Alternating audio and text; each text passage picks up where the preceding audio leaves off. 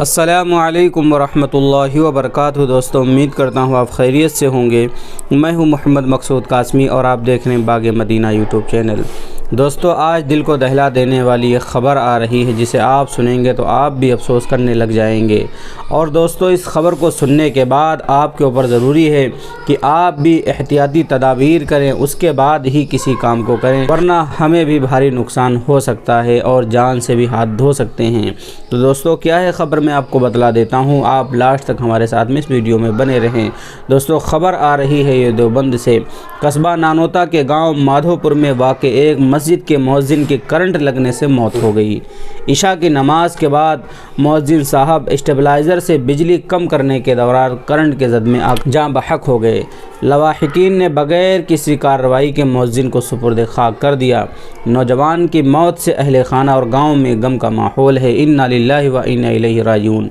موصولہ اطلاع کے مطابق قصبہ نانوتا کے متصل واقع گاؤں مادھو پور میں 17 سالہ حافظ محمد صادق ولد محسن تعلیم حاصل کرنے کے ساتھ ساتھ مسجد میں اذان دینے کے ساتھ ساتھ دیگر خدمات بھی انجام دیا کرتے تھے۔ بتایا جاتا ہے کہ گزشتہ عشاء کی نماز کے بعد اچانک تیز لائٹ آ گئی، جس کے بعد حافظ محمد صادق صاحب اسٹیبلائزر سے بجلی کم کرنے کی کوشش کرنے لگے۔ اس دوران وہ زبردست کرنٹ کے زد میں آ گئے۔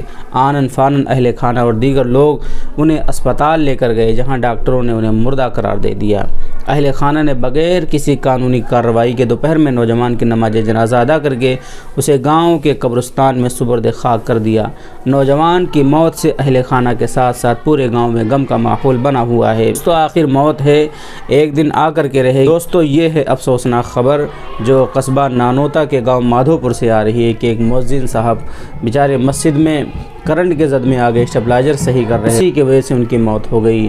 اب دوستو، ہم ان مؤذن صاحب کے لیے دعا کریں کہ اللہ تبارک و تعالیٰ ان کی مغفرت فرمائے، جنت الفردوس میں اعلیٰ صلاح مقام عطا فرمائے اور ان کے گھر والوں کو صبر جمیل کی دولت سے مالا مال فرمائے۔